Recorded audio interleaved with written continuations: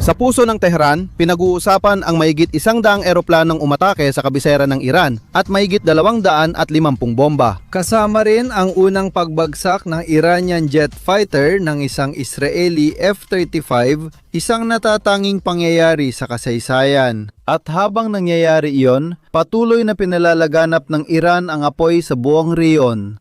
Makinig kayo dahil sa update ngayong ika-5 araw, may 3 bagay na siguradong tatatak sa inyo. Malawakang pag-atake sa aparatong panseguridad ng Iran sa Tehran. Ang digmaan na hindi na lang Israel at Amerika laban sa Iran. Dahil marami ng bansa ang sangkot dito at ang mensahe ng Washington na gusto man natin o hindi, siya ngayon ang nagtatakda ng ritmo. Magandang araw, ako si Ari. May bagong update mula sa Israel sa ika-5 araw ng regional na digmaan. At ang pakiramdam, kahit man lang mula rito, ay bawat araw ay may gumagalaw na piraso at isa na lubos na nagbabago sa buong laro. Minsan hindi ito isang misil, minsan chismis lang, minsan isang larawan na luma na pala, at minsan naman ay isang napakalaking operasyong panghimpapawid na nagpapakita na hindi na ito simpleng palitan ng mga atake, kundi isang kampanya para buwagin ng isang rehimen mula sa loob. Magsisisimula ako sa mga pangyayari sa Tehran. Sabi ng mga IDF, nagsagawa ang Israeli Air Force ng malawakang pag-atake sa silangan ng Tehran laban sa malaking complex militar na nagsisilbing sentro ng operasyon ng iba't ibang bahagi ng aparatong pansiguridad ng Iran. Pinag-uusapan ang mahigit 100 combat aircraft na lumahok sa operasyon at mahigit 250 bomba ang inihulog. Ang mahalaga dito ay hindi lang ang bilang, ang mahalaga ay kung ano raw ang laman ng complex na yon.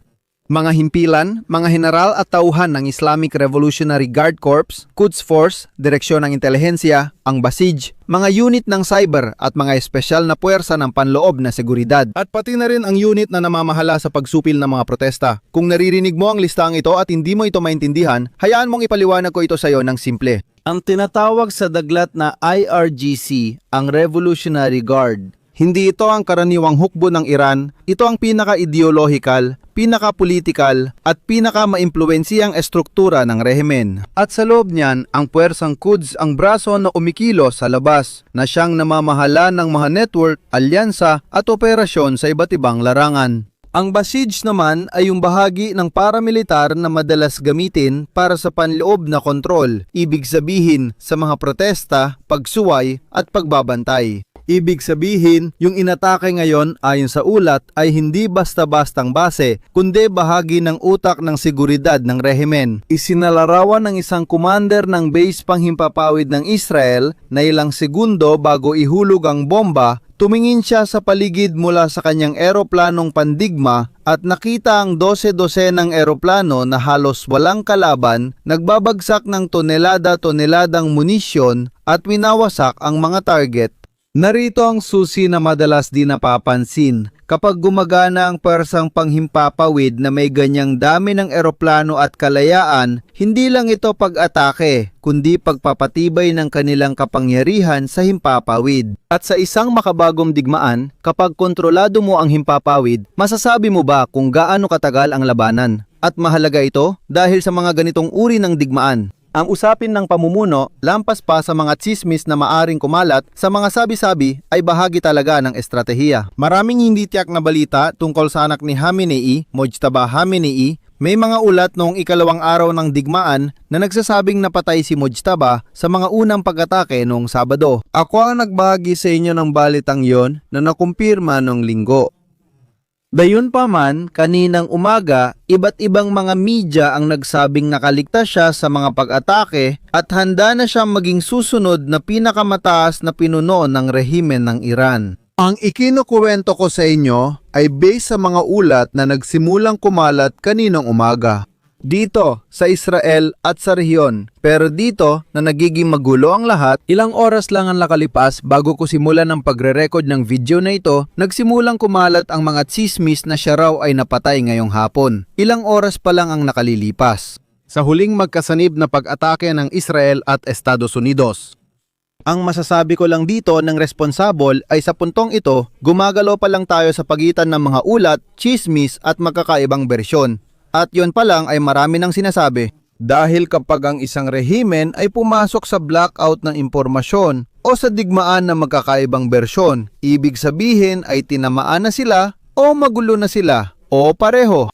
Konektado ito sa isang nangyari ngayon. Pwede natin tawagin itong araw ng muling pagkabuhay ng lahat. May mga tao na di mga alam kung patay na, nabuhay ulit o sinadyang buhayin. Hindi lang kaso ng anak ni Khamenei ang ganyan. Sa iba't ibang media, maging Israeli o Iranian, naiulat na nakita ang dating presidente ng Iran, si Mahmoud Ahmadinejad, na dati nang kinumpirma na patay na. Sa mga naunang ulat.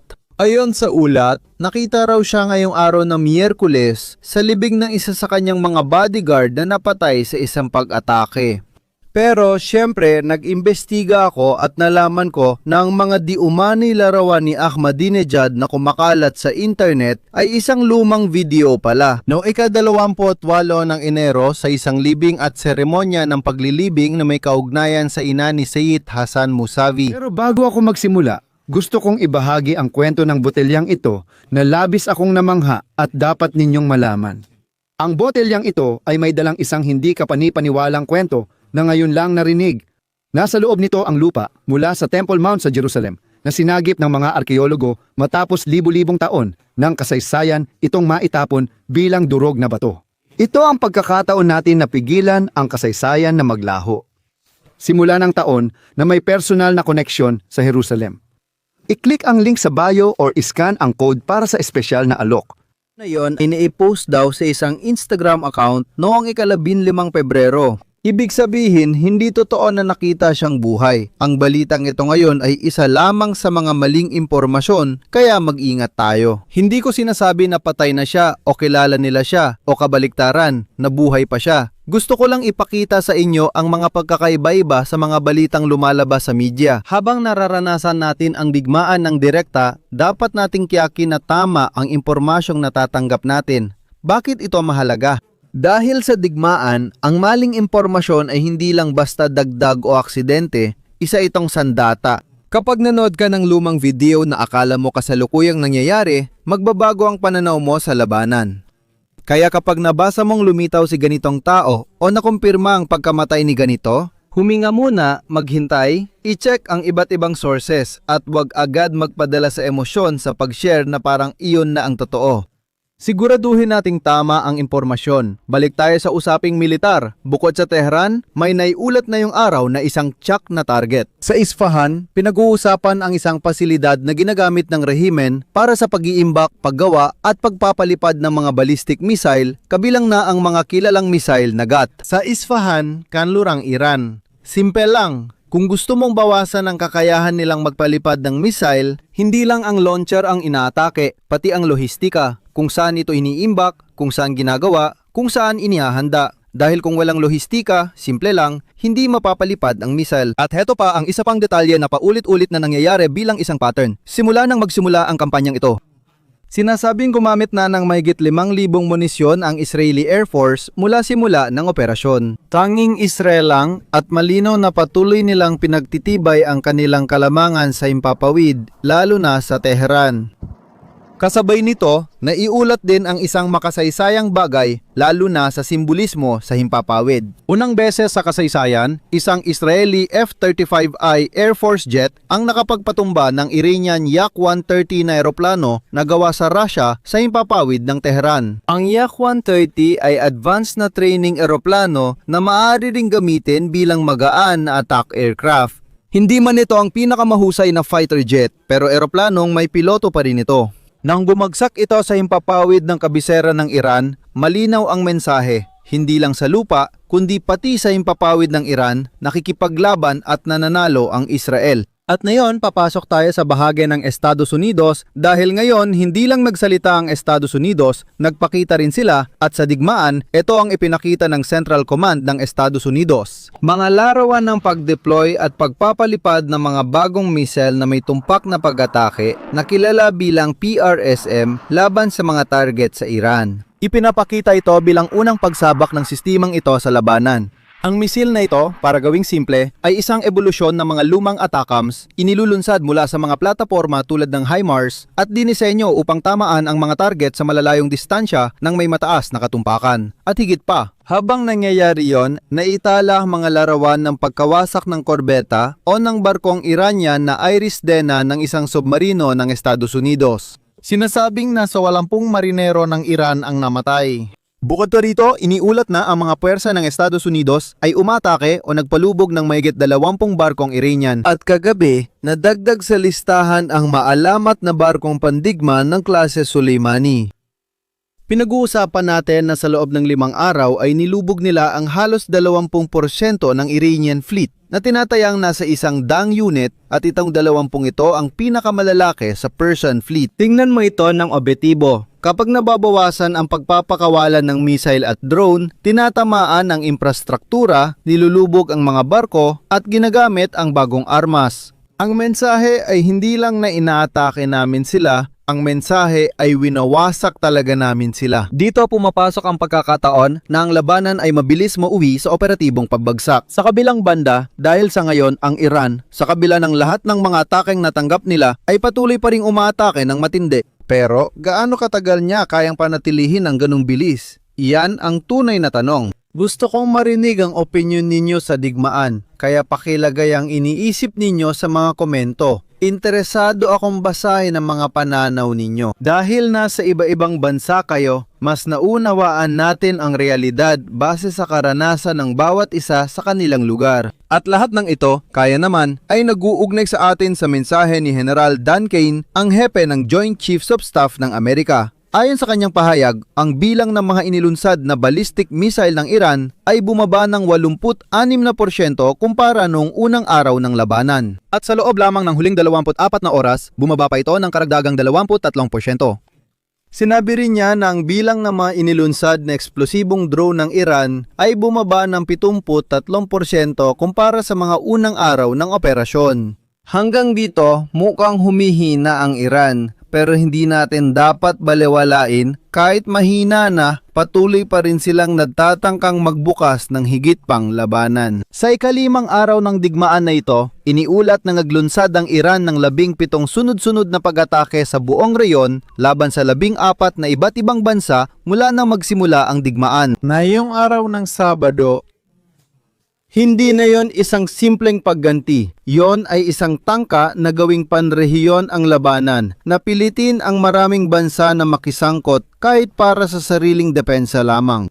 Kaugnay nito, naiulat na inatake ng Iran ang Turkey at Greece. Sino ang mga bagong kalahok, ang mga bagong kasapi na naimbitahan sa digmaang ito? Nagbanta rin ng Iran na atakihin ang mga embahada ng Israel sa buong mundo kung atakihin ng Israel ang embahada ng Iran sa Beirut. Kaugnay ng lahat ng pag-atake na isinasagawa ng IDF laban sa grupong terorista na Hezbollah doon sa Lebanon, ang mensahe ay iniugnay sa isang tagapagsalita ng militar na Iran. Ngayon, mahalagang paalala bago tayo magpatuloy. Para patuloy mong maintindihan ang tunggaliang ito ng malinaw, walang eksaherasyon at may totoong konteksto. Kahit paano, sinisikap kong salain ang impormasyon. Mag-subscribe ka sa channel dahil hindi ito matatapos bukas. Kung gusto mong higitan pa ito, tandaan na may available na memberships. Sa ganitong paraan, magkakaroon ka ng access sa pribadong WhatsApp group kung saan kami nagbabahagi ng updates buong araw. Direkta mula sa Israel, may mga balita, video at larawan mula mismo sa pinagmulan na ikaw ang unang makakakita. Sige, ngayon may isang tactical na detalye na nakita sa isang video at para sa akin ay isang malaking revelasyon kung paano gumagalaw ang Israel. Sa himpapawid, ipinakitang ang mga eroplano ng Israel ay kumikilos laban sa Iran at sa mas maliit na sukat sa mga target ng Hezbollah sa Lebanon. At kapansin-pansin na sa grapikong ibinahagi ng IDF, maraming eroplano ang lumalapit sa Iran mula sa hilaga ng Iraq. At bakit ginagamit ang rutang ito? Bakit hindi na lang dumiretso? Dahil ayon sa estratehiya at bukod pa sa maraming iba pang bagay at posibleng dahilan, kung sakaling may isa sa mga eroplano ng Israel na mapabagsak o magkaroon ng problemang technical at kailangang lisanin ng piloto ang eroplano, gaya ng nangyari na sa ilang piloto ng Amerika, mas mainam na gawin niya ito sa teritoryo ng mga Kurdo. Ang mga Kurdo, lalo na sa hilaga ng Iraq, ay matagal ng estratehikong kaalyado ng Israel. Matagal nang kilala na ang Iran ay paminsan-minsang umaatake sa mga lugar ng mga Kurdo. Hindi rin lihim na, ayon sa maraming ulat, sa paglipas ng mga taon, ang Mossad ng Israel ay nagkaroon ng mga operasyon at presensya ng intelligence sa rehiyong iyon, na siyang magpapadali sa posibleng pagsagip o paglikas kung sakaling magkaroon ng aberya sa mga piloto ng Israel at may mga contingency plan para sa tanong na paano kung? Dahil sa huli, iyan ang talagang nakakaligtas ng buhay. Habang nangyayari ito, aktibo pa rin ang Lebanon Front. Dito, hindi dapat mag-relax dahil sumali na ang Hezbollah sa kampanya kasama ang Iran. Gaya ng sinabi ko sa inyo sa nakaraang update, ngayong araw ay naiulat ang malalakas na pambobomba sa lungsod ng Tyre sa timog ng Lebanon. Nanawagan sa Arabic ang tagapagsalita ng IDF sa lahat ng residente ng Timog Lebanon na lumikas at umakyat pataas sa itaas ng linyang itinakda ng Ilog Litani. Sa nakalipas na 24 na oras, inatake ng hukbong himpapawid ng Beirut, tinapos ang bugso ng pag-atake sa infrastruktura ng Hezbollah. Binanggit ang pag-atake sa underground na imbakan ng armas at punong himpilan ng teroristang organisasyon. Inatake rin ang lugar na ginagamit bilang infrastruktura ng terorista, pangangalap ng intelihensya at sabay na ginagamit sa propaganda.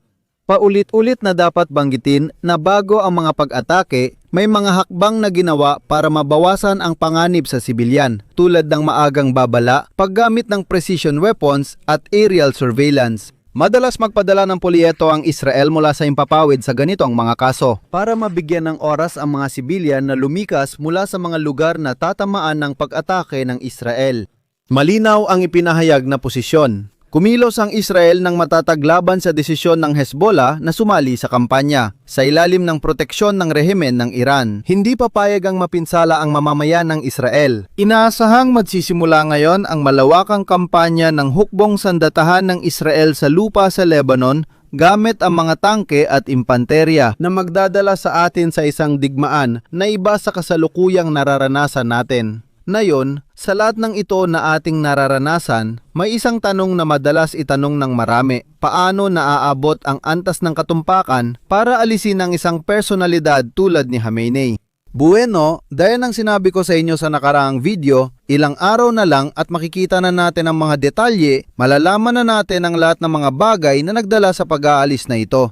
At ngayong araw mismo, may ibinahaging impormasyon na nakatuon sa intelihensya. Ayon sa ulat ng Financial Times, ilang taon bago ang airstrike na pumatay kay Ayatollah Ali Khamenei nitong Sabado, palihim ng minamanmana ng intelihensyang Israeli ang araw-araw na galaw sa Tehran. Pinag-uusapan na halos lahat ng mga kamera sa trapiko ay nahak na umano ng Israel ilang taon nang nakalipas, na ang mga recording ay naka-encrypt at ipinapadala sa mga server ng Israel. Halimbawa, binanggit ang isang anggulo ng kamera sa Kalye Pastur, malapit sa complex ni Khamenei, na nagpahintulot sa nang maobserbahan kung paano ang routine ng mga bodyguard at driver, saan sila nagpaparada, kailan dumarating at sino ang sinasamahan nila. Ang impormasyong iyon ay umano'y isinama sa mga algorithm para buiin ang buhay, detalyadong profile na may address, schedule, at pinakamahalaga kung sino ang pinoprotektahan at inihahatid. Sinasabing ang pagmamanmana iyon ay isa lang sa marami nagbibigay datos sa intelligence system ng Israel. Pinagsasama ang pag-intercept ng signal ng Unit 8200, mga human source ng Mossad at malawakang pagsusuri ng datos. Ayon sa parehong ulat, nang matukoy ng American Intelligence at Israeli na dadalo si Khamenei sa isang pagpupulong nung Sabado ng umaga sa kanyang complex, itinuring na pambihira ang pagkakataon. Pangulo ng UNED kung saan ipinakilala ang unit ng UNED, si LLLL, ang UNED Pangulula. Kinumpirma umano ng American Intelligence gamit ang human source na natuloy ang planadong pagpupulong. Isang antas ng katiyakan na kailangan para sa target na ganoon kalaki. Pagkatapos makumpirma, dumating ang malakas na pag-atake na nakita natin. Tatapusin ko ang update na ito sa isang pagninilay. Ipinapakita ng digmaan ang isang bagay na nakakatakot, ngunit ito ang realidad ng ika-21 siglo. Hindi na lang ito tungkol sa tangke at sundalo. Tungkol ito sa datos, mga kamera, mga algorithm, mga pattern ng pamumuhay at intelligence na binuo sa loob ng maraming taon. Upang sa loob ng ilang minuto, isang desisyon ang kayang baguhin ang kasaysayan ng lubusan. Ang tanong ay, kung ngayon ay nasa ika-5 araw na tayo, gaya ng nararanasan natin ngayon, ano ang susunod sa mga darating na araw, sa mga susunod na linggo, sa mga susunod na buwan? Mula dito sa Israel, patuloy kong binabalita sa inyo ang mga kaganapan sa digmaang ito na ngayoy nagiging regional na digmaan. Mag-subscribe po kayo sa channel, ibahagi ninyo ang video na ito at huwag kalimutang mag-iwan ng like. Kita-kits po tayo!